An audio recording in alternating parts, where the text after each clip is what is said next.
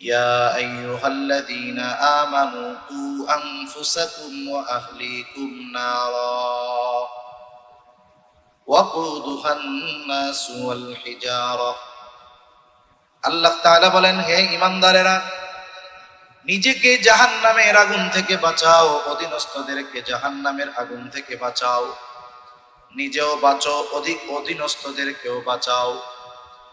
নিজেকে কেমনে জাহান্নামের আগুন থেকে বাঁচাবা? আল্লাহ তাআলার আদেশ নিষেধ মান্য করার মাধ্যমে। আল্লাহ তাআলার আদেশ নিষেধ যদি মান্য করতে হয় তাহলে ইলমে দ্বীন ছাড়া সেটা সম্ভব নয়।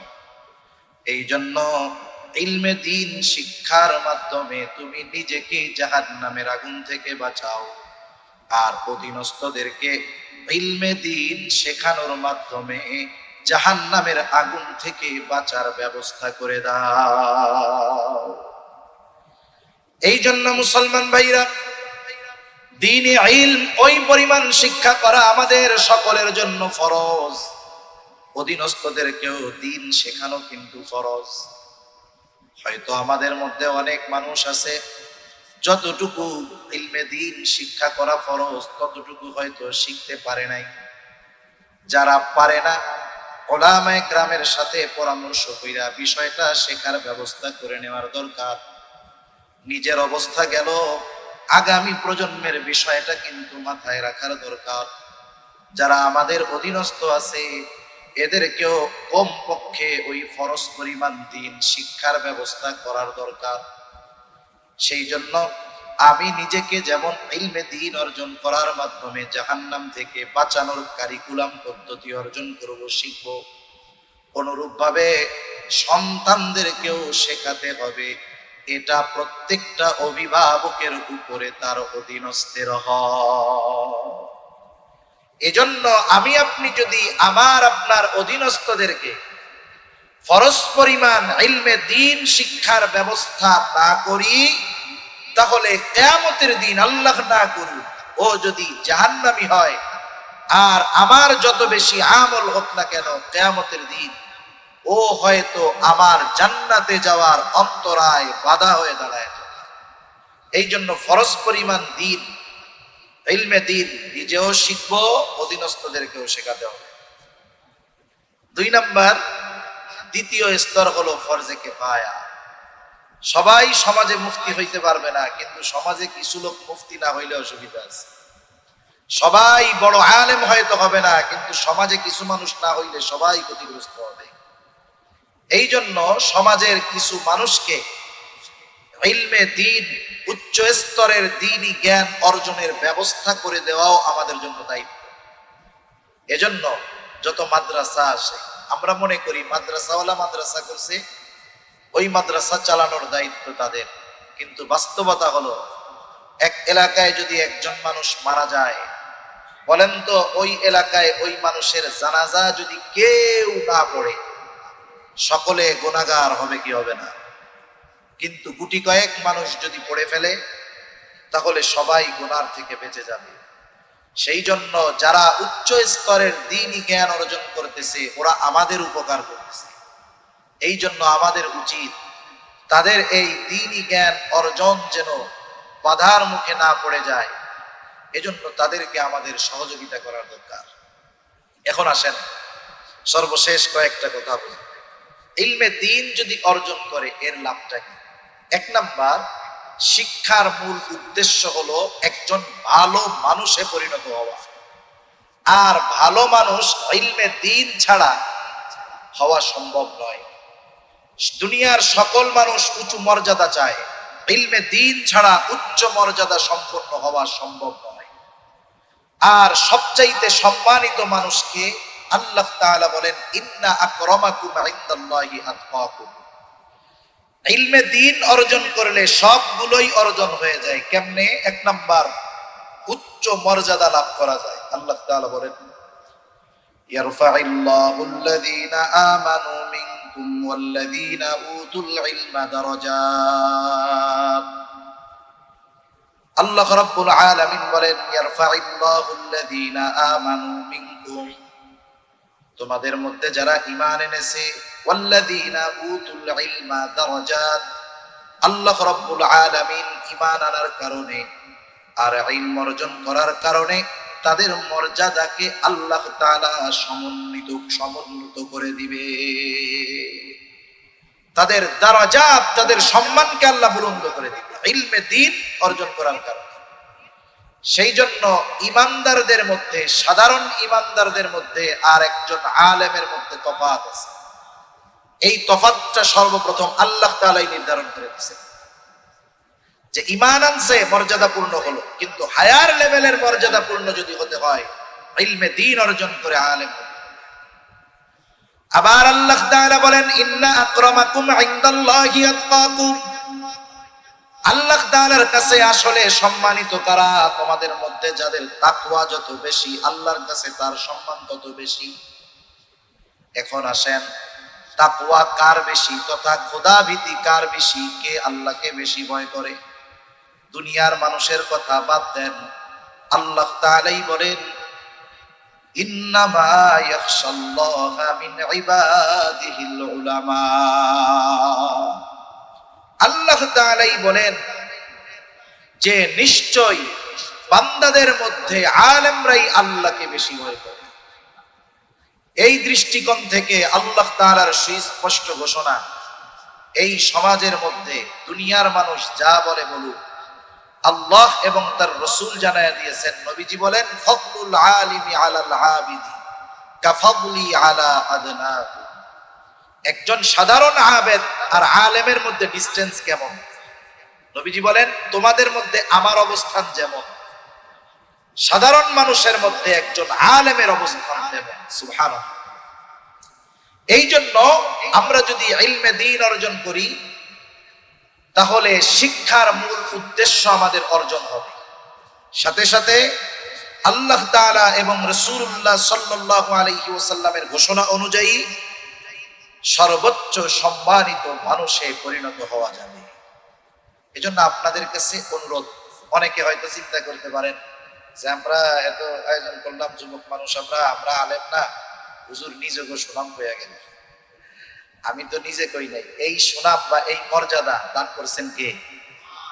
আল্লাহ তাআলা।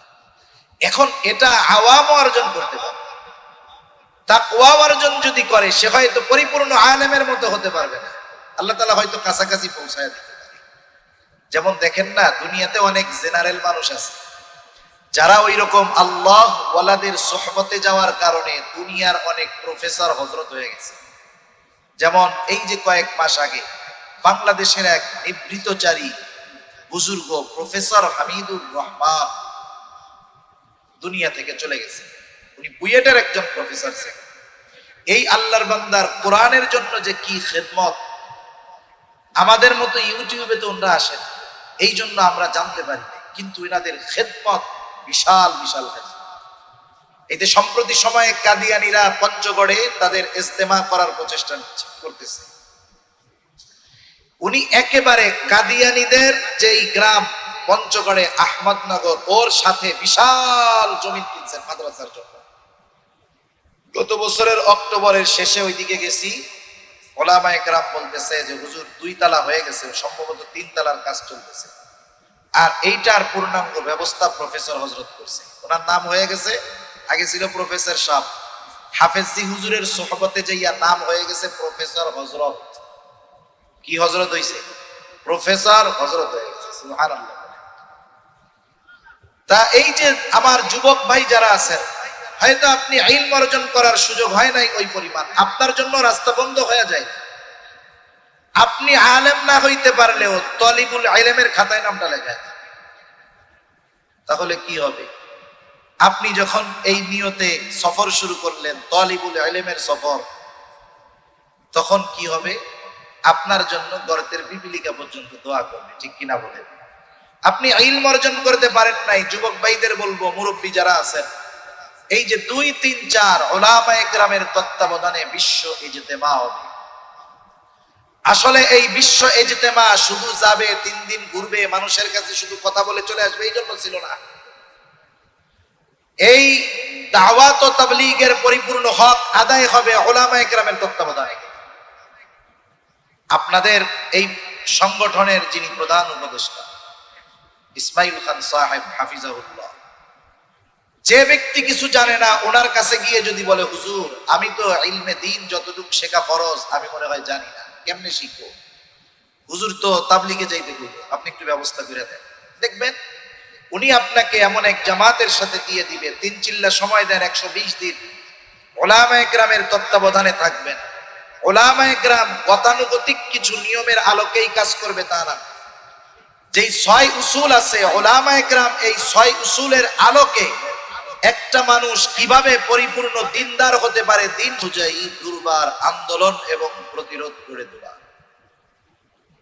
আমরা অনেক সময় মনে করি এই সমস্ত দ্বীনি বিষয়ে যখন কোনো আঘাত আসে আমরা মনে করি এইগুলো দায়িত্ব শুধু উলামায়ে কেরামের, হুজুররা আন্দোলন করবে, মাদ্রাসার ছাত্ররা আন্দোলন করবে, আর আমরা বৈশা বৈশা থাকবো, জেলে গেলে ওনারা যাবে, আমরা শুধু ওনাদের জন্য দোয়া করবো বৈশা বৈশা। এই চিন্তা করার কোনো সুযোগ নাই। যেমন আমি আমার কথা বলি, আমার জিন্দেগিতেও ইচ্ছা নাই যে আমার ছেলেটারে একবার স্কুলে পড়াবো। আমার জিন্দেগিতেও ইচ্ছা নাই যে আমার সন্তানগুলাকে আমি জেনারেল লাইনে তাকে পড়তে দিব, এটা আমার ইচ্ছা নাই। বাস্তবতা হলো এদেশের মুসলমানদের অধিকাংশ সন্তান পড়ে কিন্তু জেনারেল লাইন, স্কুলে কলেজে ইউনিভার্সিটিতে পড়ে। মাদ্রাসায় পড়ে এদেশের যত মুসলমান আছে সব মুসলমানের সর্বোচ্চ 5% শিক্ষার্থী, গোটা দেশের 5% শিক্ষার্থী মাদ্রাসায় পড়ে। বাকি 95% মুসলমানের সন্তান এরা কিন্তু স্কুলে পড়ে, জেনারেল কারিকুলামে লেখাপড়া করে। জেনারেল কারিকুলামে পড়ুক আর যেখানেই পড়ুক এরা তো সবাই মুসলমানের সন্তান, ঠিক কিনা বলেন? এর মধ্যে থেকে 5% বাদ দেন, কারণ 5% আছে ওইগুলার নামে মুসলমান কিন্তু ওইগুলা সব নাস্তিকদের দোষর। এই 5% বাদ। তাহলে 5% বাচ্চারা পড়ে মাদ্রাসায়, 5% ওইগুলা নাস্তিকদের পোলাপান, ওগুলা বাদ দেন। বাকি 90% মুসলমান যারা আছে, বাকি 90% যেই মানুষগুলো যাদের সন্তানেরা জেনারেলে পড়ে, স্কুলে পড়ে, হাই স্কুলে পড়ে, কলেজে পড়ে, এই 90% মানুষের কোনো একটা মানুষ চায় না যে তার সন্তান ধর্মহীন হোক, তার সন্তান নাস্তিক হোক, তার সন্তান পশ্চিমা সভ্যতার আলোকে গড়ে উঠুক এবং সেকুলার হোক। এই 90% মুসলমানের কেউ চায় না, ঠিক কিনা বলে? বিষয় হলো আমি যেটা চাই ওই চাওয়ার আলোকে আমার পথ নির্ধারিত করতে হবে। মনে করেন আমি যেতে চাই চট্টগ্রাম থেকে ঢাকা, আমার খুব আশা আমি ঢাকা যাব। এই নিয়তে গেলাম চট্টগ্রাম শহরে, সুন্দর একটা এসি বাসে টিকিট কাটলাম, কিন্তু গাড়িটা যাবে হইল কক্সবাজার। আমি যতই মনে মনে নিয়ত করি না কেন, যতই আশা করি না কেন আমার সন্তান খুব ভালো হবে, দিনদার হবে, মুত্তাকি হবে, পরহেজগার হবে, কিন্তু দিনদার মুত্তাকি পরহেজগার হওয়ার যেই পথ সেই পথে না দিয়া আমি যখন তাকে সেকুলার হওয়ার পথে দিয়ে দিব, ওই বাসে ওঠার পরে যেমন যতই আশা করুক না কেন আমি ঢাকায় যাব, কক্সবাজারের গাড়িতে উঠে এই আশা করলে যেমন কাজ হবে না, অনুরূপ ভাবে নাস্তিক্যবাদের শিক্ষায় শিক্ষিত করতে দিয়ে আমার সন্তানকে যদি আশা করি মুত্তাকি হবে, একদিন হয়তো সূর্য পশ্চিম দিক দিয়ে উঠবে, কিন্তু ওইটা মুত্তাকি পরহেজগার হতে পারবে না। এই জন্য আমার আপনার সন্তানদেরকে যদি আমি সুনাগরিকে পরিণত করতে চাই, মুত্তাকি দিনদার হিসাবে প্রতিষ্ঠিত করতে চাই, তাহলে দ্বীনি শিক্ষার বিকল্প নাই। দ্বীনি শিক্ষায় তাকে শিক্ষিত হতেই হবে, দ্বীনি শিক্ষা অর্জন করতেই হবে, এটার বিকল্প কোনো কিছু নাই। সেই জন্য শিক্ষা এবং দ্বীনি শিক্ষা সংক্রান্ত কিছু কথা আপনাদের সাথে একটু আলোচনা করবো ইনশাআল্লাহ। বেশি রাত করবো না, 11:30টার মধ্যে শেষ হয়ে যাবে ইনশাআল্লাহ। আমি প্রায় জায়গায় সম্প্রতি সময় এই কথাটা বলি যে একটা জাতিকে যদি ধ্বংস করতে হয় ওই জাতির দুইটা বিষয়কে ধ্বংস করে দিতে হবে, তাহলে ওই জাতি বেঁচে থাকলেও মরা হয়ে যাবে, বেঁচে থাকলেও ওগুলোর কোনো দাম থাকবে না। গুরুত্বপূর্ণ দুইটা জিনিস, এক নাম্বার ওই জাতির যেই সংস্কৃতি সভ্যতা কালচার আছে ওই কালচারকে ধ্বংস করে দিতে হবে। বলেন তো, আমরা হলাম মুসলিম জাতি, আমরা কি জাতি? মুসলিম জাতি। মুসলিম জাতির পিতা ইব্রাহিম আলাইহিস সালাম, আল্লাহ তাআলা বলেন মিল্লাতা আবিকুম ইব্রাহিম হুয়া সাম্মাকুমুল মুসলিমিন।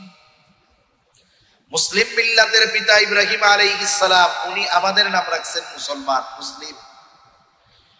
এখন মুসলিম হিসাবে প্রত্যেকটা কাজে শরীয়তের দিক নির্দেশনা আছে না নাই?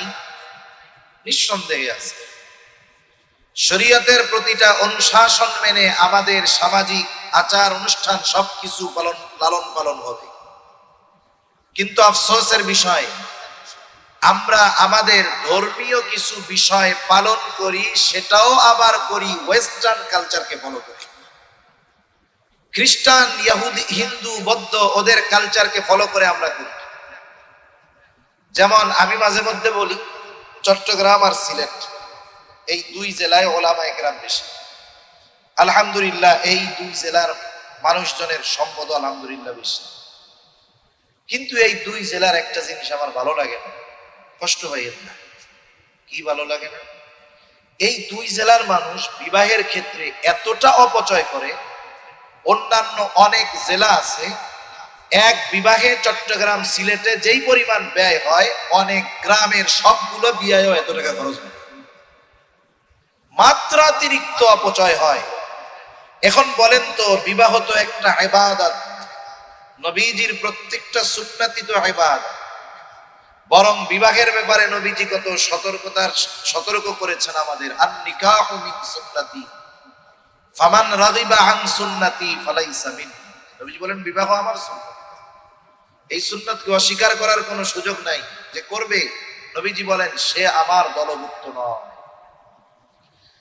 যেই বিবাহের ব্যাপারে নবীজি এতটা গুরুত্ব দিলেন, বলেন তো এই বিবাহ করার যত রীতি নীতি পদ্ধতি রাসূল আকরাম সাল্লাল্লাহু আলাইহি ওয়াসাল্লাম আমাদেরকে দেখায় দিয়েছেন নাকি দেখায় দেন? অথচ আফসোসের ব্যাপার হলো, আমাদের দেশে মুসলমানের পরিবারে বিবাহ শাদীর আচার অনুষ্ঠান এটা পরিপূর্ণ পাশ্চাত্য বিশ্বের কালচার অথবা অন্যান্য ধর্মের কালচারকে অনুসরণ করে হয়। প্রত্যেকটা ধর্মের মধ্যে বিবাহ আছে, মুসলমান ধর্মে আছে, হিন্দু ধর্মে আছে, খ্রিস্টান ধর্মে আছে, বৌদ্ধ ধর্মে আছে, ইহুদি ধর্মে আছে, সব ধর্মে বিবাহ আছে। এবং প্রত্যেকটা ধর্মের বিবাহের ধর্মীয় রীতিনীতিও আছে। আফসোসের ব্যাপার, আমাদের মুসলমানদের বিবাহে মনে হয় মুসলমানদের আলাদা রীতিনীতি নাই। আসেনি? আছে? আপনাদের জানা আছে মুসলমানদের রীতিনীতি নাই বিবাহের মধ্যে? কথা বুঝেন নাই মনে হয়। মুসলমানেরা কেমনে বিবাহ শাদী করবে এটা কোরআন সুন্নায় আছে? একটু কথা বলে, নাহলে তো আমি বুঝতেছি আপনারা কথা বুঝতেছেন না।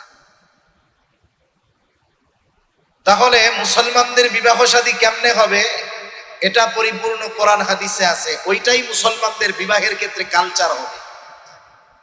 কিন্তু আফসোস, আমাদের নিজস্ব কালচার থাকার পরেও বিবাহ শাদীর মধ্যে আমরা সব ধর্মের থেকে কালচার আমদানি করছি। বিবাহের মধ্যে গায়ে হলুদ তো নাই, আপনাদের আছে? এটা হিন্দুদের কালচার। কাদের কালচার? হিন্দুদের কালচার। এরপরে বিবাহের মধ্যে এরকম লাইট লাগায়, এগুলো তো বিবাহ লাইট, অনুষ্ঠানে লাগায়, বড় প্যান্ডেল বানাবে, দামি রাজকীয় সোফা থাকবে, নববিবাহিত বর কনে বসবে, আবার সবাই সামনে থেকে দেখবে, ছবি তুলবে। এটা তো আলহামদুলিল্লাহ আপনাদের কমিউনিটি সেন্টার গুলো হয় না? হয়। কত মেয়ে বিবাহের আগে মোটামুটি শালীনতার সাথে চলে, যাদের সাথে দেখা করা হারাম তাদের সামনে যায় না, কিন্তু ওই মেয়েটাও বিবাহের দিন মনে করে আমাকে সবাই দেখলে কোনো অসুবিধা নেই। এটা খ্রিস্টানদের কালচার। দেখবেন বর কনে খ্রিস্টানদের দুইজন সেজে দাঁড়ায়, সবাই তাদেরকে দেখতে থাকে। তাহলে বিবাহ হলো মুসলমানের সন্তানদের মধ্যে, রীতিনীতি ধরলাম হিন্দুর কিছু, খ্রিস্টানের কিছু। তাহলে বলেন, আমাদের যে ব্যক্তিগত সভ্যতা কালচার আছে, এটার কোনো গুরুত্ব দিলাম না, এটার কোনো পরোয়া করলাম না।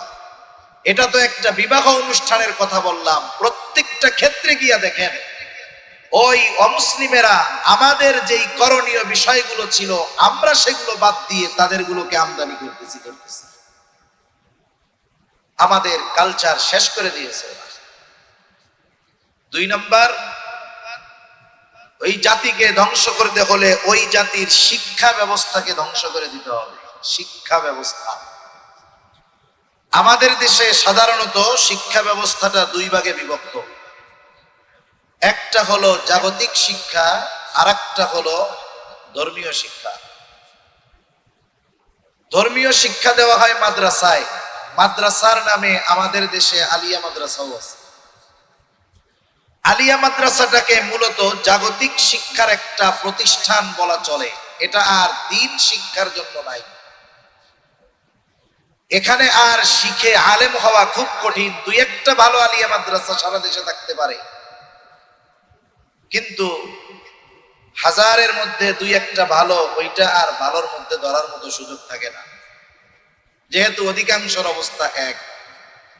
এখন বলতে পারেন, হুজুর আলিয়া মাদ্রাসার কথা এরকম কেন বলতেছেন? এটাও তো মাদ্রাসা। আবার আল্লাহ জানে আশেপাশ থেকে কত জবাবের জন্য চলে আসে, ঠিক নাই তো? কেন, এটা আমি একটু পরে আপনাদের বলবো এবং দেখাবো ইনশাআল্লাহ। কেন এখান থেকে আলেম হওয়া সম্ভব নয়, দ্বীন শেখা সম্ভব নয়, কেন আমি বলবো আপনাদের। তাহলে একটা হলো জাগতিক শিক্ষা। জাগতিক শিক্ষার হলো 2টা দিক, একটা হলো কল্যাণকর আর একটা হলো অকল্যাণকর। জাগতিক শিক্ষার কল্যাণকর দিকের আলোচনা করার আগে আমি অকল্যাণকর দিকের বিষয়ে কয়েকটা আলোচনা করি। আসলে বিষয় হলো, সব কথা তো আর সুর দিয়া কোয়া যায় না। বিষয় যেটা, এটা হৃদয়ঙ্গম করতে হবে, বোঝানোর জন্য বলতে হবে। ফাজাইলের ওয়াজ এটা কিন্তু সুর দিয়া করা যায়, মাসাইলের ওয়াজ সুর দিয়া করা যায় না। যখন কেউ মাসালা বলবে, সে যদি সুর দিয়া কয়, দেখবেন এটা ভালো লাগবে না। কিন্তু যদি ফাজাইলের ওয়াজ করে, তখন যদি সুর দিয়া বলে, ভালো লাগবে। এজন্য এই বিষয়টা এমন একটা বিষয়, আসলে এটা সুর দিয়ে বলার মতো কোনো সুযোগ নাই। সব কথা কি সুর দিয়া ভালো লাগবে নাকি? গল্প একটা শোনাই আপনাদের। এক ছাত্র, সে খুব তাড়াতাড়ি কথা বলে। এখন হুজুরে তারে বলছে, যে তুই সব কথা টান দিয়া বল। এখন ছাত্র অভ্যাস করে ফেলছে, সব টান দিয়ে কথা বলে, 8 আলিফ 9 আলিফ 10 আলিফ টান দেয়। এখন একদিন হুজুরের ছেলে পানিতে পড়ে গেছে। মানুষ যখন বিপদে পড়ে বা কোনো সাহায্যের প্রয়োজন হয়, তখন খুব দ্রুততার সাথে, গুরুত্বের সাথে অপরের কাছে সাহায্য চায়। এখন হুজুর তো টান দিয়ে কথা বলতে বলছে।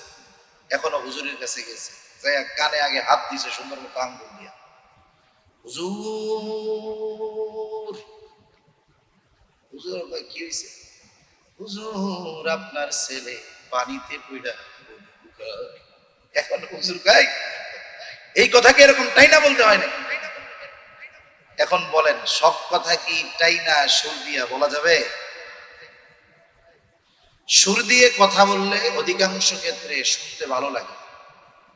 আমি তো সুরের বিরোধিতা করব না, কারণ আমি নিজেই তো সুর দিয়া করি। সুর দিয়া কথা বললে অধিকাংশ সময় শুনতে ভালো লাগে, কিন্তু অনেক সময় খেয়াল দিয়ে না শুনলে কথা বোঝা যায় না। যেহেতু কথাগুলো শুধু ভালো লাগার নয়, বরং কথাগুলো বোঝার দরকার এবং এগুলো আমাদের জন্য হৃদয়ঙ্গম করার দরকার। এই জন্য আমি স্বাভাবিকভাবে কথাগুলো বলতেছি, কষ্ট পাইয়েন না। এখন জাগতিক শিক্ষার 2টা দিক, একটা হলো কল্যাণকর আর একটা হলো অকল্যাণকর। কল্যাণকর বিষয়ের আগে অকল্যাণকর বিষয়গুলোর ব্যাপারে একটু আপনাদের খেদমতে বলি। আবার এই অকল্যাণকর বিষয়টাকে 2 ভাগে বিভক্ত করা যায়। একটা হলো এমন অকল্যাণকর যাতে ঈমান নষ্ট হবে না, এমনি শিখছে, ওইটা না আখেরাতে কাজে লাগবে না দুনিয়াতে কাজে লাগবে।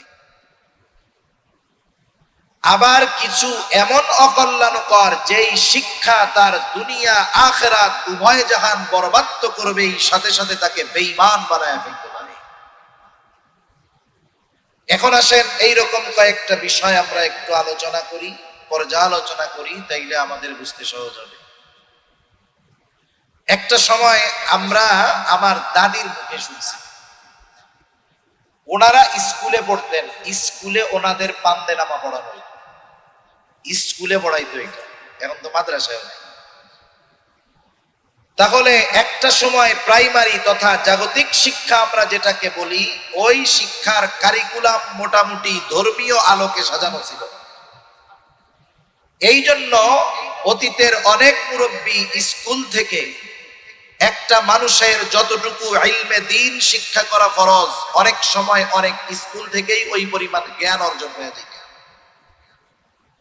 আস্তে আস্তে এই শিক্ষা ব্যবস্থার এতটা পরিবর্তন হয়েছে, এই একাবিংশ শতাব্দীতে এসে এখন তো স্কুল থেকে পরিপূর্ণভাবে ইসলাম ধর্মকে উঠায়া দেওয়ার অপচেষ্টা চলতেছে। শিক্ষা ব্যবস্থাকে সাজানো হবে কেমনে? সেকুলার শিক্ষার মাধ্যমে, সেকুলারিজম এখানে প্রতিষ্ঠিত করা হবে, সেকুলার শিক্ষা ব্যবস্থা। তাহলে শিক্ষা ব্যবস্থা যদি সেকুলার হয়, সেকুলার কি? সেকুলার শব্দের অর্থ বলা হয় ধর্ম নিরপেক্ষ। আপনাদের যদি বাড়িতে ডিকশনারি থাকে অথবা গুগলে সার্চ দেন, এখন হয়তো পরিবর্তনও করে ফেলতে পারে, কিন্তু বাস্তবে সেকুলার হলো সে যার কোনো ধর্ম নাই, কথা যে নাস্তিক সেই সেকুলার। এখন বলেন, আমাদের জাগতিক শিক্ষা ব্যবস্থা যদি সেকুলার শিক্ষা ব্যবস্থা হয়, এই শিক্ষায় ধর্ম থাকবে না বাদ পড়ে যাবে? এখন বলতে পারেন বইটই তো আছে, বাদ দিল কেমনে? আমার প্রথম কথাটা মনে রাখবেন, হঠাৎ করে রাত দিন হয় না, দিন রাত হয় না, অন্ধকার আলো হয় না, আলো অন্ধকার হয় না। পরিপূর্ণ আলো থেকে পরিপূর্ণ অন্ধকার হওয়ার জন্য বেশ কয়েক ঘন্টা সময়ের দরকার হয়। একটা বিষয়কে হুট করে পরিবর্তন করে ফেলতে পারবে না, কিন্তু পরিবর্তনের পরিবেশ তৈরি করতে একটু সময় লাগে। যেমন প্রথম উদাহরণ দিই আপনাদের, এই বছর যখন তৃতীয় শ্রেণীতে ইসলাম ও নৈতিক শিক্ষা নামে একটা বই আমাদের কোমলমতি শিশুদেরকে দেওয়া হলো, এই বইয়ের কাভার পেজের, পেছনের কাভার পেজের ভিতরের অংশে একটা দুর্গা মূর্তির ছবি দেওয়া হলো। এটা কি দেখছেন আপনারা? ভালো মতো অনেক অভিভাবক দেখতেও পারে নাই, কারণ যেই দিনই দিয়েছে ওই দিনই গোটা বাংলাদেশের যারা এইটা দেখছে প্রত্যেকের অবস্থান থেকে ফুসলে উঠেছে। এটা ওরা অনুধাবন করতে পারছে। পরের দিনই বইগুলো আবার ফেরত নেওয়া শুরু হয়ে গেছে। কারণ দেওয়া হলো যে এইটা ভুলে হয়েছে, ভুলে একটা দুইটা বইতে হতে পারত, অথবা দেওয়ার আগে কি কারো চোখে পড়ে নাই? চোখেও পড়ছে, ভুলেও দেয় নাই, ইচ্ছা করে দিচ্ছে। এখন কথা হইল, ওই জায়গায় দুর্গা মূর্তির বিপরীতে মসজিদের ছবি আসতে পারতো না? আসে নাই কেন? আসলে কথা বলতেও ভয় লাগে, ক্যামেরা থাকলে আরো বিপদ। এই বইগুলো মুসলমানদের দেশে ছাপানো হয় নাই, হইছে যেই দেশে ওই দেশের দেবীর ছবি দিছে। আমাদের পাঠ্যপুস্তক এই দেশে ছাপানো হয় না। কোন ক্লাসের ইতিহাসের বই জানি দেখলাম আজকে, বলেন তো বাংলাদেশ কি ইসরায়েলকে স্বীকৃতি দিছে? দেয় নাই। ইতিহাস জানেন না আপনারা? ইসরায়েলকে স্বীকৃতি দিছে? দেয় নাই। ফিলিস্তিনের পক্ষে বাংলাদেশ, কিন্তু বাংলাদেশের ইতিহাস বইয়ের মধ্যে কোন ক্লাসের এইটা আমি বলতে পারতেছি না। বাংলাদেশের ইতিহাস বইয়ের মধ্যে বর্তমান নয়, দ্বিতীয় বিশ্বযুদ্ধের আগের ফিলিস্তিনের মানচিত্র দেওয়া হয়েছে। বলেন তো মানচিত্র যেই দেশের, অবশ্যই সেই দেশের নাম তো এখানে লেখা থাকবে। ইতিহাস বইটা বাংলাদেশের, অন্য দেশের নাকি। ফিলিস্তিনের মানচিত্র একে নাম দেওয়া হয়েছে ইসরায়েল। তার মানে দেখেন এই বইটা নিশ্চিত বাংলাদেশে ছাপানো হয় নাই। এই বইটা বাংলাদেশে ছাপানো হয় নাই, এই বইটা ওই দেশেই ছাপানো হয়েছে যারা চায় ফিলিস্তিনের মুসলমান নিঃশেষ হয়ে যাক, ফিলিস্তিন নামে একটা দেশ এই পৃথিবী থেকে নিশ্চিহ্ন হয়ে যাক, ইসরায়েল নামের একটা দেশ এখানে প্রতিষ্ঠিত হোক। ওই দেশ থেকেই বই ছাপাইয়েছে।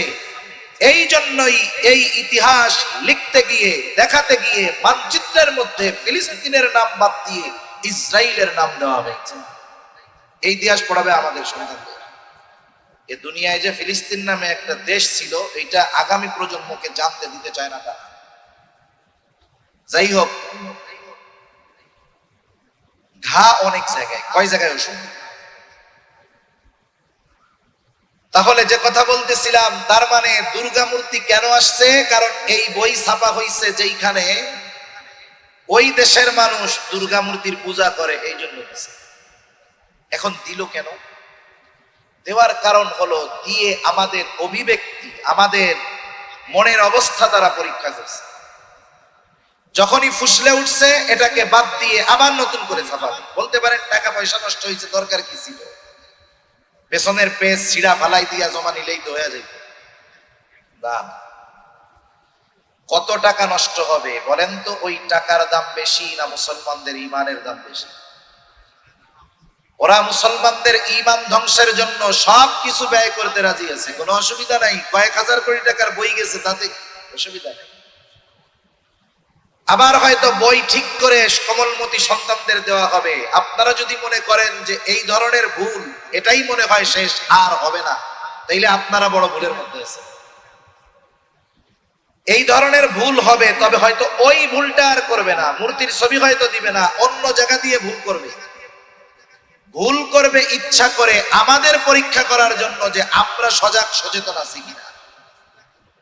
বারবার যদি ওই ষড়যন্ত্র করে, বারবার যদি আমরা প্রতিবাদ মুখর হই, দেখবেন ওরা ওই বিষয় বাদ দিয়ে দিবে, কিন্তু চূড়ান্ত ভাবে শেষ করবে না। যদি আমরা আবার মনে করি 10 বার একই ভুল করছি, আমরা যদি মনে করি প্রতিবাদ করে লাভ কি, প্রতিবাদ নতুন একটা ভুল হয়, যা হয় হোক, এই যে কথাটা, এটাই ওরা আমাদের কাছ থেকে চায়। একবার যখন আমরা চুপ হয়ে যাব, দেখবেন ওই মূর্তি বইয়ের কভার পেজে না, মূল পাঠের মধ্যে নিয়ে আসবে। ঠিক কিনা বলেন? এবার আসেন, প্রত্যেকটা বইয়ের উপরে দেখবেন কিছু ছবি দেওয়া থাকে, ছবি থাকে না? আপনি আমি যদি মনে করি যে এই বইয়ের উপরে ছবিটা মনে হয় এমনিই দিছে, বিষয়টা কিন্তু এমন না। যেই শ্রেণীর বই হোক, আর ওই বইয়ের উপরে যেই ছবি থাকবে, বুঝতে হবে ওই শ্রেণীর শিক্ষার্থীদের জন্য ওই বইয়ের ছবির মধ্যে শিক্ষণীয় বিষয় রয়েছে। একটা বইয়ের কভার পেজ, একটা বইয়ের ফ্রন্ট, প্রথম পেজটা যেটা থাকে, এটা হলো পুরো বইয়ের সারাংশ, মূল, মনে রাখবেন। এখন আসেন, বইয়ের উপরে হেডলাইনে লেখা ইসলাম ও নৈতিক শিক্ষা, ইসলাম ও নৈতিক শিক্ষা। এই বাক্যটা নিয়ে আমাদের অনেকের ঘোর আপত্তি আছে, আপত্তির কারণও আছে। একটা সময় স্কুলের মধ্যে বই ছিল ইসলাম ধর্ম শিক্ষা, হিন্দুদের ছিল হিন্দু ধর্ম শিক্ষা, বৌদ্ধ ধর্ম শিক্ষা। এখন বলেন তো, বর্তমান শিক্ষা ব্যবস্থা কি ইসলাম রাখতে চায় নাকি বাদ দিয়ে দিতে চায়? ধর্ম রাখতে চায় নাকি বাদ দিয়ে দিতে চায়? এখন দেখেন, ধর্ম একটা কমন শব্দ, কমন। ইসলামের সাথেও ধর্ম আছে, হিন্দুর সাথেও ধর্ম আছে, বৌদ্ধের সাথেও ধর্ম আছে, খ্রিস্টানের সাথেও ধর্ম আছে। এই নাম থেকে ইসলামকে প্রথমেই বাদ দেওয়া যাবে না। তাহলে কি করতে হবে? যেহেতু সব ধর্মে, ইসলাম ধর্ম শিক্ষা ছিল বইয়ের নাম, এখন শুধু নাম হইল ইসলাম শিক্ষা। মূল টার্গেট, এই শিক্ষা ব্যবস্থা থেকে ইসলামকে বাদ দিতে হবে। লেখায়ও যেমন থাকবে না, পড়ায়ও তেমন থাকবে না। এখন বলেন তো, ওই যে ধর্ম বই ছিল, ইসলাম ধর্ম, হিন্দু ধর্ম, বৌদ্ধ ধর্ম, এই চিন্তা যদি করত যে ইসলাম বাদ দেই, হিন্দু বাদ দেই, বৌদ্ধ বাদ দেই, খ্রিস্টান বাদ দেই, শুধু ধর্ম বই থাক, তাহলে মুসলমানদের সাথে সাথে অন্যান্য ধর্মের মানুষও ফুসলা উঠত, যারা ধর্মপ্রাণ, ওই ধর্মের ধার্মিক তারাও।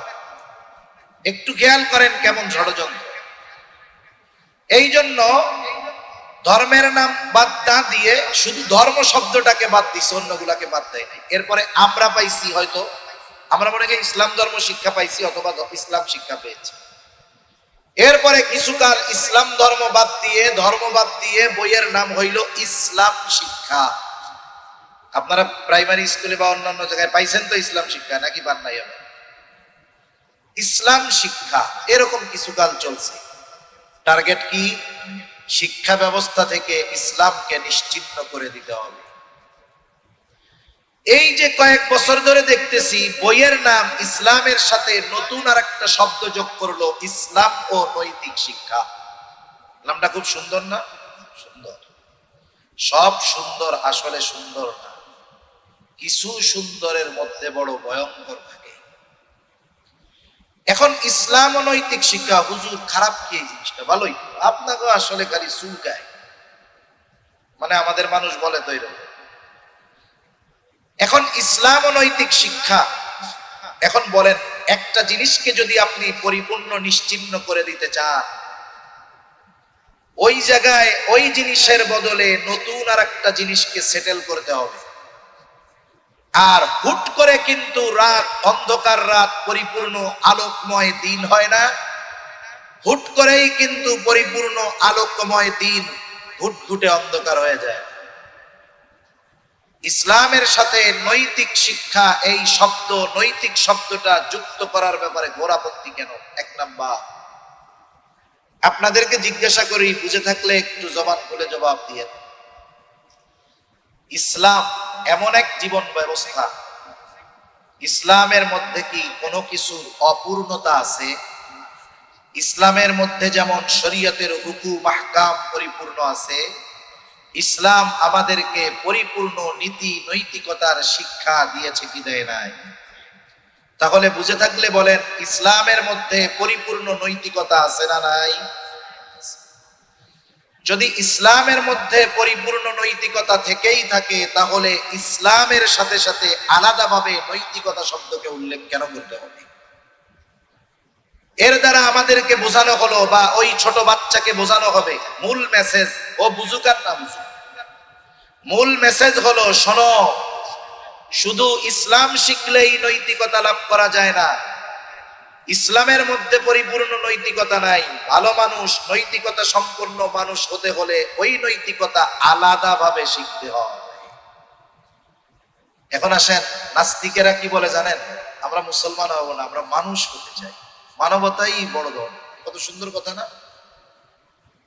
বলে মানুষ তো তখন হবে যখন তার মধ্যে ধর্ম নয় বরং নীতি নৈতিকতা থাকবে। কত সুন্দর কথা নাস্তিকদের। মনে রাখতে হবে, জুলুম শুধু ক্ষমতা দিয়ে করে তা না, সুন্দর সুন্দর কথা দিয়েও কিন্তু জুলুম করা হয়। আপনার কাছ থেকে একজন সম্পদ কেড়ে নিবে দুই পদ্ধতিতে পারে। একটা হলো, তার যদি ক্ষমতা থাকে আপনার উপরে ক্ষমতা প্রয়োগ করে ওইটাকে কেড়ে নিতে পারে, এটা কি? জুলুম। এটা কি বলেন? দ্বিতীয় পদ্ধতিটি, সে শক্তি প্রয়োগ করবে না, আপনাকে খুব ফুসলায়া, ভুলায়া, বালায়া, লোভ দিয়া একেবারে আপনার স্বইচ্ছায় আপনার কাছ থেকে ওই জমিনটা সে লিখে নিতে পারে। এই ক্ষেত্রে একটাও কড়া কথা সে বলবে না, সে আপনাকে নরম কথা দিয়া আপনাকে জুলুম করে তার কার্য সে হাসিল করে ছেড়ে দিবে। এই জন্য এইরকম ভালো ভালো মানবতা, মানবাধিকার, নৈতিকতা শব্দ শুনলেই আগে বুঝতে হবে এই শব্দটা কার মুখ দিয়ে বের হচ্ছে। আমেরিকা যদি মানবতার কথা বলে, তাইলে বুঝবেন যে এই দেশে বলতেছে ওদের শেষ। কারণ আমেরিকার মানবতা হলো মিথ্যা অপবাদ দিয়ে একটা দেশকে পুরো ধ্বংস করে দেবে। এখন আসেন, ইসলাম ও নৈতিক শিক্ষা, তাহলে ইসলামের মধ্যে যদি পরিপূর্ণ নৈতিকতাই থাকে তাহলে আলাদাভাবে নৈতিকতা শব্দকে উল্লেখ করার কোনো দরকার ছিল না। কিন্তু কেন করছে? প্রথমে মনে রাখতে হবে শিক্ষা ব্যবস্থা থেকে ইসলামকে পরিপূর্ণ দূর করতে হবে। তার মানে কি? প্রত্যেক ধর্মের আলাদা আলাদা বই থাকবে না, সব ধর্মের বই হবে কয়টা? একটা। এখন বলেন তো, যদি ইসলাম ও নৈতিক শিক্ষা বই হিন্দুদেরকে দেওয়া হয় যে তোমরা এই বইটা ধর্ম বই হিসাবে পড়বা, বলেন তো ওরা পড়বে নাকি? পড়বে না। তাহলে আসেন, ইসলাম ও নৈতিক শিক্ষা কেন নৈতিকতাকে ব্যবহার করা হলো? একটা জিনিসকে যদি প্রতিষ্ঠিত করতে হয় বা একটা জিনিসকে যদি বাদ দিতে হয়, ওই বাদ যেই জিনিসটা দেওয়া হবে ওই জিনিসের সমকক্ষ আর একটা পরিচিত গ্রহণযোগ্য প্রসিদ্ধ জিনিসকে দাঁড় করাতে হবে। যখন 20 বছর ইসলাম ও নৈতিক শিক্ষা নামে বই চলতে থাকবে, মানুষের মধ্যে এই নৈতিক শব্দটা বেশি আকারে সামনে আসবে, অবস্থা পর্যবেক্ষণ করে ওরা এক সময় ইসলামকে বাদ দিয়ে বইয়ের নাম দিবে শুধু নৈতিক শিক্ষা। এখন কি হলো? ওই বইয়ের নাম নৈতিক শিক্ষা থাকবে। প্রত্যেকটা ধর্মগ্রন্থের, যেই ধর্ম হোক, ওই ধর্মের ধর্মগ্রন্থের মধ্যে কিছু কিছু নৈতিক কথা আছে। এইবার ওই নৈতিক শিক্ষা বইয়ের মধ্যে প্রত্যেক ধর্ম থেকে কিছু কথা ঢুকিয়ে এনে এই বইটাকে এবং ওই বইয়ের শিক্ষার্থীদেরকে সেকুলার বানায় ফেলা হবে। লিখে রাখতে পারেন, আজকে তারিখ দিয়ে লিখে রাখেন, এই মোল্লায় এই কথা কইয়া গেছে। যদি এই বিষয়টার পরিপূর্ণ প্রতিবাদ না হয়, শিক্ষা ব্যবস্থা যদি এই গতিতে পরিবর্তন হতে থাকে, যদি বাধা দেওয়া যায়, থামায়া দেওয়া যায়, তো আলহামদুলিল্লাহ। তাইলে 20 বছর পরে স্কুলের মধ্যে ইসলাম শিক্ষা নামে কোনো বই থাকবে না, যেমন নাকি অতীত থেকে পরিবর্তন হয়ে আসতেছে। তাহলে এই শিক্ষা ব্যবস্থা যেখান থেকে ইসলামকে দূর করে দেওয়া হবে, বলেন এই শিক্ষা আমাদের সন্তানদের জন্য কল্যাণকর না ক্ষতিকর? এবার আস্তে আস্তে একটু উপরের ক্লাসের দিকে যাই। আলিয়া মাদ্রাসার বইয়ের কথাটাই প্রথম বলি। আলিয়া মাদ্রাসার ক্লাস 6 এর একটা বই, নাম হলো শিল্প ও সংস্কৃতি শিক্ষা। শিল্প ও সংস্কৃতি শিক্ষা। এই বইয়ের কভার পেজে একেবারে প্রথম পৃষ্ঠার মধ্যে ছবি দেওয়া হয়েছে, সুন্দর একটা ছবি। ছবিটা কি? যে ছবির মধ্যে দুইটা মেয়ে, একটা মেয়ে হারমোনিয়াম বাজাইতেছে, গান গাচ্ছে, আর একটা মেয়ে নাচানাচি করতেছে। হারমোনিয়াম বাজাচ্ছে আর নাচানাচি করতেছে, সাথে সাথে আর একটা ছেলেও ওদের সামনে আছে। এদের মাথার মধ্যে কোনো হিজাব নেকাব কোনো কিছু নাই, সাথে সাথে এরা বেপরদায় অবস্থায় পরিপূর্ণ মুখ খুলে আছে। এই যে দাখিল 6ষ্ঠ শ্রেণী, এটা কি স্কুলে পড়ায় না আলিয়া মাদ্রাসায় পড়ায়? আচ্ছা, ক্লাস 6 এ কারা পড়ে? যাদের বয়স কমপক্ষে 7, 6, 6, 12 বছরের কমে ক্লাস 6 এ পড়ে না।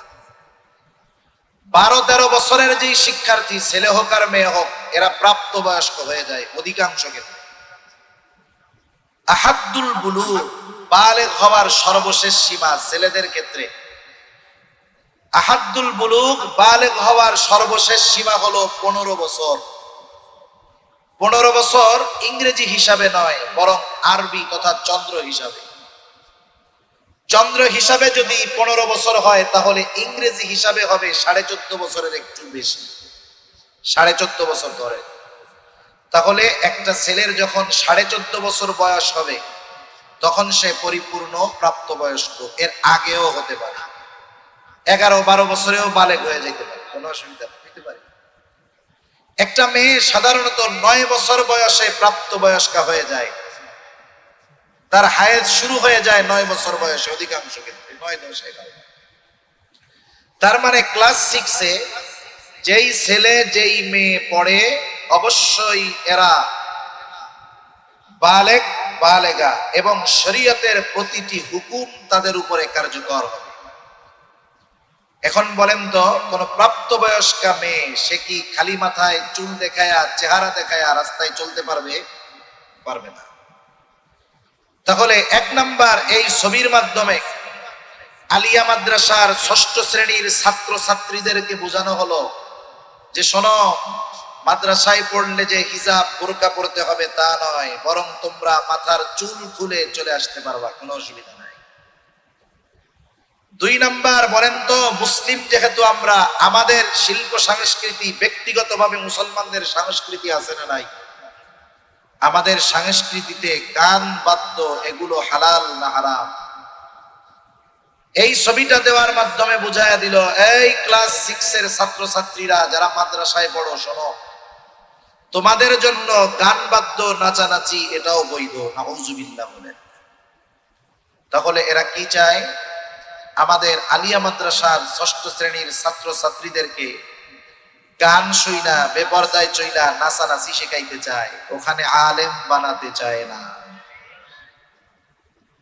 এবার আসেন আর একটু উপরে যাই, এগুলো না রাখলেও বিপদ।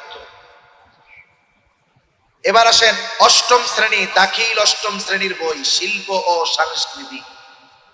এইখানে বাঁশির ছবি দেওয়া আছে, একতারার ছবি দেওয়া আছে, তবলার ছবি দেওয়া আছে, আর একটা এই যে কান্দের উপরে রেখে এরকম বাজায় বেহালার ছবি দেওয়া আছে।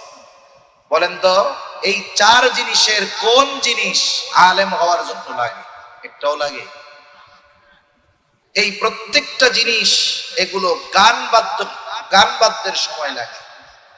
অষ্টম শ্রেণীর একটা ছাত্র ছাত্রী, কমপক্ষে তার বয়স হবে 14 থেকে 15 বছর, ওদেরকে শিখাচ্ছে যে তোমরাও এরকম ঢোল তবলা গান বাদ্য নিয়ে বাজায় বেড়াও, কোনো অসুবিধা নেই। তাহলে স্কুলের কথা পরে রাখেন, আলিয়া মাদ্রাসার মধ্যেও আমাদের সন্তানদেরকে দিনহীন করার অপচেষ্টা চালানো হচ্ছে, ঠিক কিনা বলে? আমাদের অনেক মুরব্বীরা আলিয়ারে কইতো খালিয়া বলতো, মানুষেরা কইতো এই কোরআন হাদিস এখানে পড়ায় না, এই যে কোরআন হাদিস পড়াইতেছে, কোরআন হাদিস পড়াইতেছে। এখন আসেন আরো কথা বলি, আলিয়া মাদ্রাসার কথা বাদ দেন, এবার একটু স্কুলের দিকে আসি। স্কুলের সপ্তম শ্রেণীর একটা বই, ইতিহাস ও সামাজিক বিজ্ঞান। ইতিহাস ও সামাজিক বিজ্ঞান, সব বলতে গেলে অনেক সময় চলে যাবে, সময় কেমনে যায়। সপ্তম শ্রেণীর বইটার নাম হলো ইতিহাস ও সামাজিক বিজ্ঞান। ওই বইয়ের কাভার পেজের মধ্যে একটা ছবি দেওয়া আছে, ওই ছবির মধ্যে একটা মেয়ে আছে যার হাফ প্যান্ট পরা। সপ্তম শ্রেণীতে কারা পড়ে? কমপক্ষে 13 বছরের ছেলে মেয়ে পড়ে। এটা হলো কম, আরো বেশি হইতে পারে। ধরেন 14 বছরের ছেলে মেয়ে পড়ে, এরা পরিপূর্ণ বালেগ বালেগা, কোনো সন্দেহ নেই। এখন বলেন তো, 14 বছরের ছেলে যদি হাফ প্যান্ট পরে,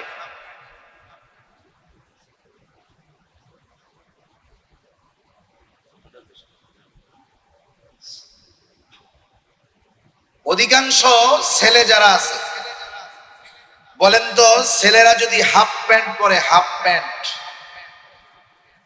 তাহলে 14 বছরের বয়সের ছেলে যদি হাফ প্যান্ট পরে, হাঁটুটাকে না ঢেকে বের করে দেয়, নাভির নিচে যদি প্যান্ট পরে, বলেন তো এই হাফ প্যান্ট যদি সে পরে তার সওয়াব হবে না গুনাহ হবে? নিঃসন্দেহে ফরজ তরকের গুনাহ হতে থাকবে।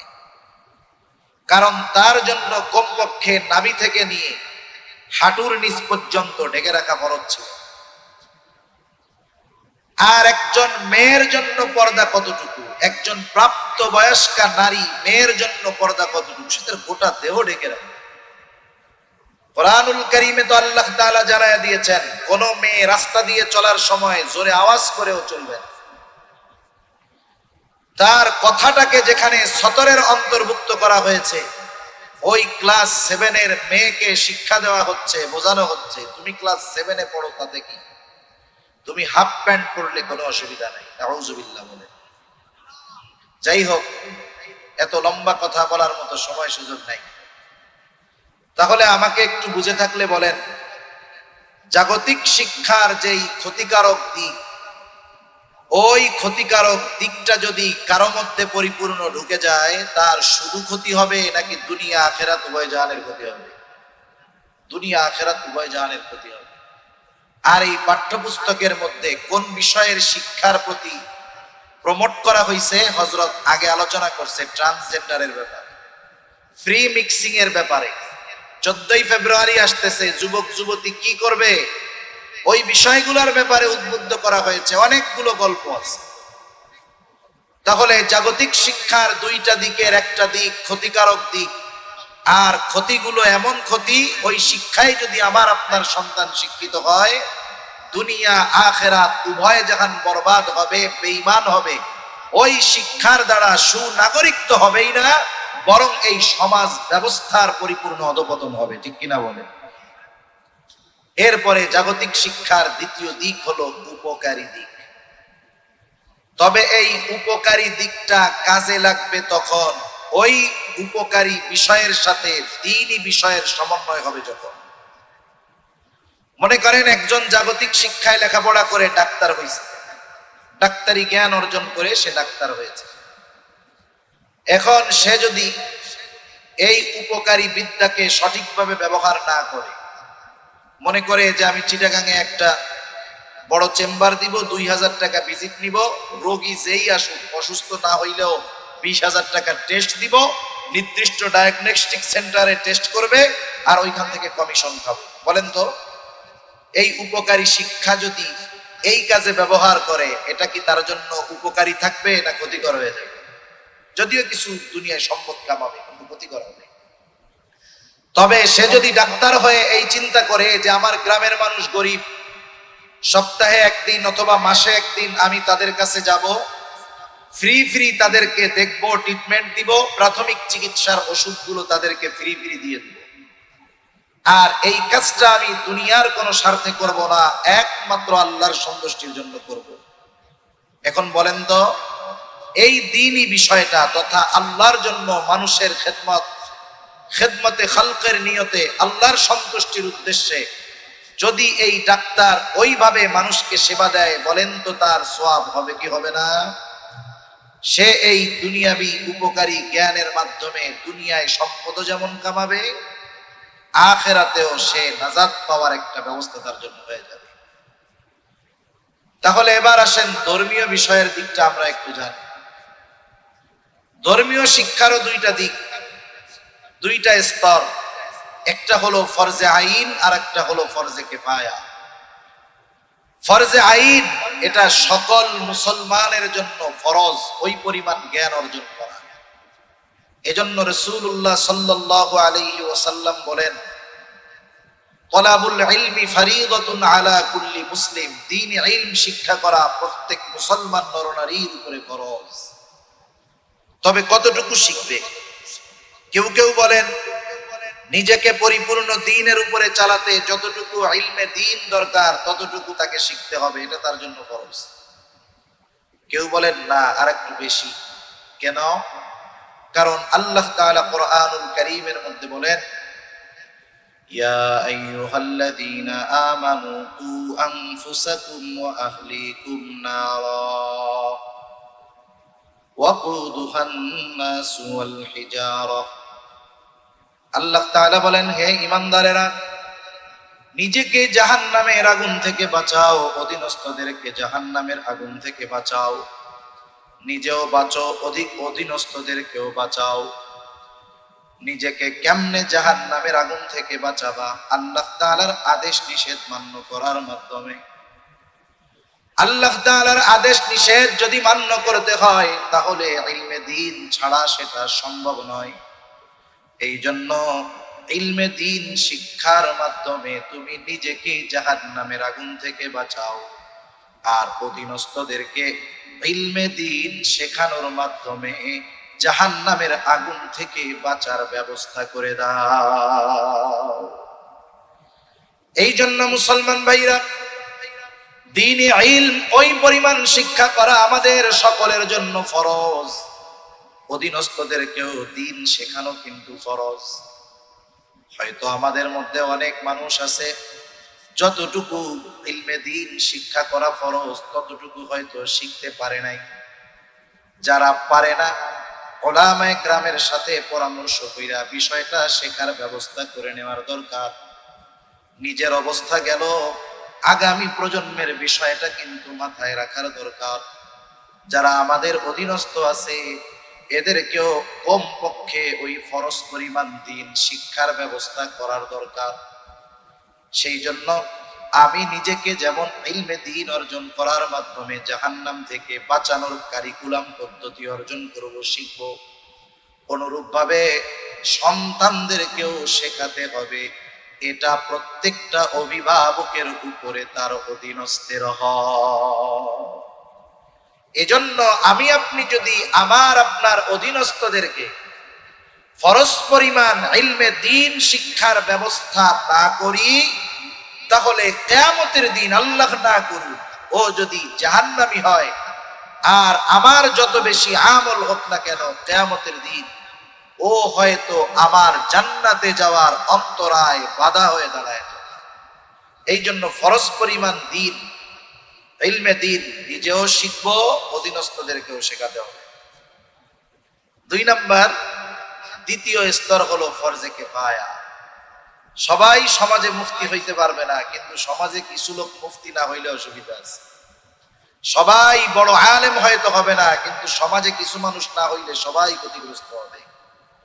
এই জন্য সমাজের কিছু মানুষকে ইলমে দ্বীন, উচ্চ স্তরের দ্বীনি জ্ঞান অর্জনের ব্যবস্থা করে দেওয়াও আমাদের জন্য দায়িত্ব। এজন্য যত মাদ্রাসা আসে, আমরা মনে করি মাদ্রাসাওয়ালা মাদ্রাসা করছে, ওই মাদ্রাসা চালানোর দায়িত্ব তাদের। কিন্তু বাস্তবতা হলো, এক এলাকায় যদি একজন মানুষ মারা যায়, বলেন তো ওই এলাকায় ওই মানুষের জানাজা যদি কেউ না পড়ে, সকলে গুনাহগার হবে কি হবে না? কিন্তু গুটি কয়েক মানুষ যদি পড়ে ফেলে, তাহলে সবাই গুনার থেকে বেঁচে যাবে। সেই জন্য যারা উচ্চ স্তরের দ্বীনি জ্ঞান অর্জন করতেছে, ওরা আমাদের উপকার করতেছে। এই জন্য আমাদের উচিত তাদের এই দ্বীনি জ্ঞান অর্জন যেন বাধার মুখে না পড়ে যায়, এজন্য তাদেরকে আমাদের সহযোগিতা করার দরকার। এখন আসেন সর্বশেষ কয়েকটা কথা বলি। ইলমে দ্বীন যদি অর্জন করে এর লাভটা কি? 1 নাম্বার, শিক্ষার মূল উদ্দেশ্য হলো একজন ভালো মানুষে পরিণত হওয়া। আর ভালো মানুষ ইলমে দ্বীন ছাড়া হওয়া সম্ভব নয়। দুনিয়ার সকল মানুষ উঁচু মর্যাদা চায়, ইলমে দ্বীন ছাড়া উচ্চ মর্যাদা সম্পন্ন হওয়া সম্ভব নয়। আর সবচাইতে সম্মানিত মানুষকে আল্লাহ তাআলা বলেন, ইন্না আকরামাকুম ইনদাল্লাহি আতকাকুম। ইলমে দ্বীন অর্জন করলে সবগুলোই অর্জন হয়ে যায়। কেমনে? 1 নাম্বার, উচ্চ মর্যাদা লাভ করা যায়। আল্লাহ তাআলা বলেন, ইয়ারফাইল্লাহুল্লাযীনা আমানু মিনকুম ওয়াল্লাযীনা উতুল ইলমা দারাজাত। আল্লাহ রাব্বুল আলামিন বলেন, ইয়ারফাইল্লাহুল্লাযীনা আমানু মিনকুম, তোমাদের মধ্যে যারা ঈমান এনেছে, ওয়াল্লাযীনা উতুল ইলমা দারাজাত, আল্লাহ রাব্বুল আলামিন ঈমান আনার কারণে আর ইলম অর্জন করার কারণে তাদের মর্যাদাকে আল্লাহ তাআলা সমুন্নত করে দিবে। তাদের দারাজাত, তাদের সম্মানকে আল্লাহ বুলন্দ করে দিবে ইলমে দ্বীন অর্জন করার কারণে। সেই জন্য ইমানদারদের মধ্যে, সাধারণ ইমানদারদের মধ্যে আর একজন আলেমের মধ্যে তফাৎ আছে। এই তফাৎটা সর্বপ্রথম আল্লাহ তাআলাই নির্ধারণ করে দিয়েছেন। যে ঈমান আনছে মর্যাদাপূর্ণ হলো, কিন্তু হায়ার লেভেলের মর্যাদাপূর্ণ যদি হতে হয় ইলমে দ্বীন অর্জন করে আলেম। আবার আল্লাহ তাআলা বলেন, ইন্না আকরামাকুম ইনদাল্লাহি আতকাকুম। আল্লাহ তাআলার কাছে আসলে সম্মানিত কারা? তোমাদের মধ্যে যাদের তাকওয়া যত বেশি, আল্লাহর কাছে তার সম্মান তত বেশি। এখন আসেন, তাকওয়া কার বেশি তথা খোদা ভীতি কার বেশি? কে আল্লাহকে বেশি ভয় করে?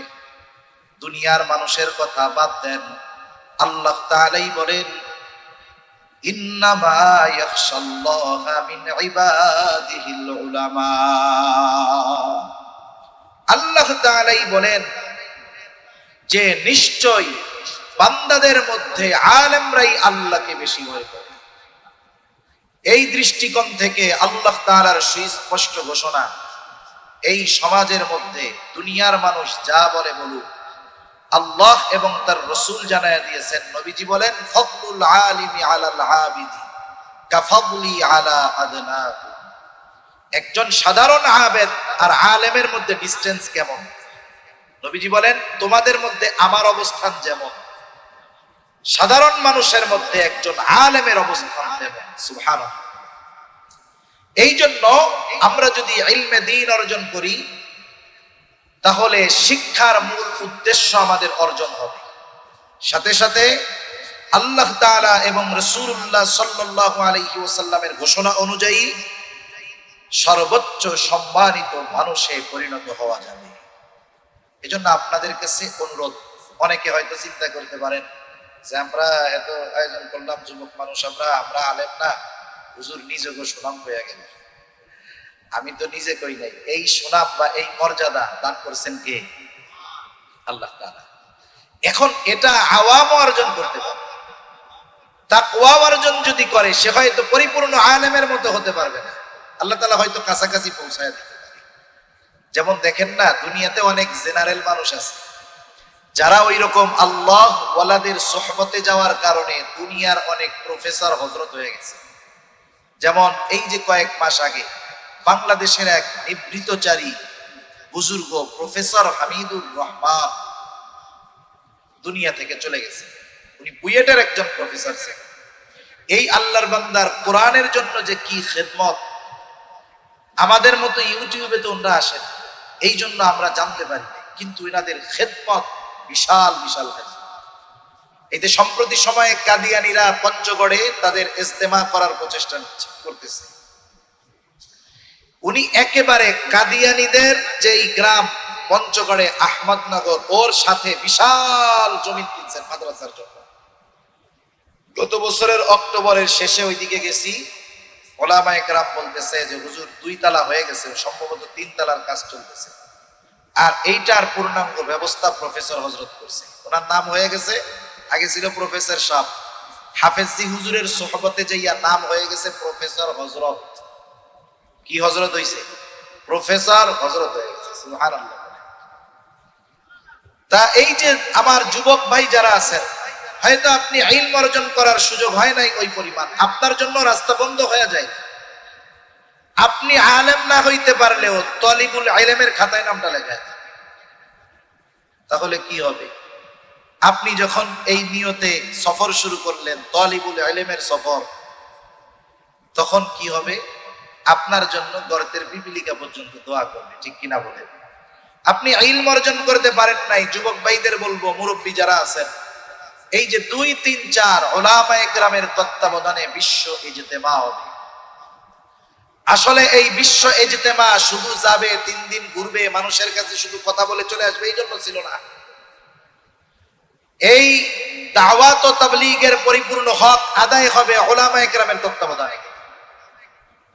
আপনাদের এই সংগঠনের যিনি প্রধান উপদেষ্টা ইসমাইল খান সাহেব হাফিজাহুল্লাহ, যে ব্যক্তি কিছু জানে না, ওনার কাছে গিয়ে যদি বলে হুজুর আমি তো ইলমে দ্বীন যতটুকু শেখা ফরজ আমি মনে হয় জানি না, কেমনে শিখবো?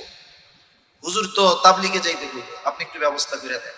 দেখবেন উনি আপনাকে এমন এক জামাতের সাথে দিয়ে দিবে, 3 চিল্লা সময় দেন, 120 দিন উলামায়ে কেরামের তত্ত্বাবধানে থাকবেন। উলামায়ে কেরাম গতানুগতিক কিছু নিয়মের আলোকেই কাজ করবে তা না। যেই 6 উসুল আছে, উলামায়ে কেরাম এই 6 উসুলের আলোকে একটা মানুষ কিভাবে পরিপূর্ণ দিনদার হতে পারে, দিন শিখতে পারে, সেই ব্যবস্থা তারা করে দেয়। অনেক আলেমদের সাথে আমার পরিচয় আছে, জানা আছে, উনি সময় দিছেন, 1 চিল্লা গেছেন, সাথে এমন লোক গেছে সূরা ফাতিহা পড়তে বললে সে সূরা ফাতিহাই ঠিকমতো পড়তে পারে না। আলহামদুলিল্লাহ, 1 চিল্লা দিছে, নামাজ পড়ার জন্য যত মাসলা মাসাইল ফরজ বিষয়গুলো আছে, দরকার আছে, সব 1 চিল্লার মধ্যেই পুরা শিখে ফেলছে। এমনও লোকের খবর জানা, 3 চিল্লা দিছে, সে কোরআন শরীফ পড়তেই পারতো না, বাংলা দেখা কয়েকটা সূরা মুখস্থ করছে, এখন বাংলাদেশ আসতে পারছে। এই জন্য যুবক ভাইদেরকে বলবো, সুযোগ যদি থাকে দাওয়াত ও তাবলীগের মেহনতে সময় দিবেন। সাথে সাথে যাদের সুযোগ আছে সন্তানদেরকে ওই নাস্তিক যদি না বানাতে চান, ঈমান যদি বাঁচাতে চান, অবশ্যই দ্বীন শিক্ষায় শিক্ষিত করতে হবে। সাথে সাথে যুবক তরুণ প্রজন্মকে বলবো, আপনারা উলামায়ে কেরামের সাথে একটু সংস্পর্শ রাখবেন। জীবনের প্রত্যেকটা সিদ্ধান্তের ক্ষেত্রে উলামায়ে কেরামের পরামর্শ দেন। আসলে ইসলাম বিদ্বেষীরা সাধারণ মানুষকে আলেমদের থেকে দূরে সরাতে চায়। কেন চায়? আসলে আমাদেরও ব্যর্থতা মনে হয়। আমার দাদা কিন্তু ইমাম ছিলেন, দীর্ঘকাল 2টা মসজিদের ইমামতি করছেন। মারা গেছেন 1998 সালে। নিজের গল্প বলতেছি তা না, অভিজ্ঞতা আপনাদের সাথে শেয়ার করতেছি। ওই সময় 98তে মারা গেছে, তার মানে দাদা যখন ওই সব এলাকায় ইমামতি করতেন, ওই সময় যেই মানুষগুলো এখন বুড়া তারা যুবক ছিল। অনেক বুড়া মানুষ আইসা আমাদের কাছে বলে, আমার কাছে বলে যে আমি যে বিয়ে করছি এটা আপনার দাদার পরামর্শ। তার মানে একটা ছেলে বিবাহ করবে, আগে ইমাম সাহেবের কাছে আসতো যে হুজুর বিবাহ শাদী করতে চাই। ছেলের বাপ আসতো যে হুজুর বিবাহ শাদী করতে চাই, মেয়েটা কেমন হইলে ভালো হয়, এই সেই। আর যদি চেনা জানা থাকতো তাইলে বলতো আপনি বলেন তো কেমন, আপনি বললে আমরা রাজি আছি। বিবাহ করবে, ঘরের কোন বিষয়ে সিদ্ধান্ত নিবে, এটাও ইমামের সাথে আলেমের সাথে পরামর্শ করতো। কিন্তু আমাদের সাথে আলেমদের সাথে সেই সম্পর্ক আগের মতো নাই। আজকে সমাজের মধ্যে অবস্থা কি, আমরা বিবাহের পরে যখন দুইজনের বনাবনি হয় না, একজন স্বামী স্ত্রীরে 15টা মাইরা দেয়। কি মাইরা দেয় বুঝতে পারছেন? 14 গোষ্ঠী ধইরা দিলাম করে মেরা দেয় না। এরপরে আইসা মুফতি সাহেবের কাছে আইসা বলছে হুজুর কাম তো এই করছি, এখন কি করা যায়? কেন বিয়ার আগে আইসা কোয়া গেছিল না হুজুর বিয়া করতে চাই, এখন কি করা যায়? অথবা দুইজনের মধ্যে একটু দ্বন্দ্ব লাগছে, তখন হুজুরের কাছে আইসা বলা যাইতো যে হুজুর আমার তো পারিবারিক এই সমস্যা, আপনি আমারে একটু সলিউশন দিয়ে দেন, কি করা যাইতে পারে? তখন হয়তো উনি একটা সুন্দর পরামর্শ দিতেন। এজন্য যারা তরুণ যুবক আছেন, আপনাদেরকে বেশি কিছু বলবো না, অনুরোধ থাকবে, যেহেতু আপনাদের এখানে অনেক উলামায়ে কেরাম আছে, আপনি জীবনের প্রতিটা পদক্ষেপ উলামায়ে কেরামের সোহবতে পরামর্শে কাটান, ওনাদের সোহবতে থাকেন। আশা করি আপনি হয়তো স্কুল কলেজ ভার্সিটিতে পড়ে ডাক্তার হবেন, ইঞ্জিনিয়ার হবেন, কিন্তু উলামায়ে কেরামের সোহবত পরামর্শে থাকার কারণে হয়তো আল্লাহ তাআলা আপনাদেরকেও ওই প্রফেসরের মতো এক সময় নামের সাথে হযরত লাগানোর ব্যবস্থা করে দিতে পারে। ঠিক কিনা বলে? কত সম্মান, কত আলেম ওনার কাছে যায়। এজন্য আমার যুবক ভাইদেরকে বলবো, আগামী প্রজন্মের সামনের পথ বড় কণ্টাকাকীর্ণ। হয়তো আপনি আপনার ডিভাইসের মোহে আছেন, অন্যান্য মোহে আছেন, টের পাচ্ছেন না, কিন্তু এ জাতির রাহবার উলামায়ে কেরাম যারা, এরা বুঝতে পারতেছে যে আমাদের আগামী প্রজন্মের সামনের পথ বড় অন্ধকার। এজন্য যারা তরুণ আছেন, যুবক আছেন, উলামায়ে কেরামের সাথে পরামর্শ সাপেক্ষে জীবন চালাবেন তো ইনশাআল্লাহ? কারা কারা রাজি আছেন হাত উঁচা করেন তো। আল্লাহ তাআলা কবুল করুক, সকলে বলি আমিন। মাশাআল্লাহ, হাত নামান। আল্লাহ সুবহানাহু ওয়া তাআলা এতক্ষণ যেই কথাগুলো বললাম, কথাগুলো আমাদের জন্য যেন দুনিয়া আখিরাতের কল্যাণকর হয়, সকলে বলি আমিন। ওয়া আখিরু দাওয়ানা আনিল হামদুলিল্লাহি রাব্বিল আলামিন। আসসালামু আলাইকুম ওয়া রাহমাতুল্লাহি ওয়া বারাকাতুহু।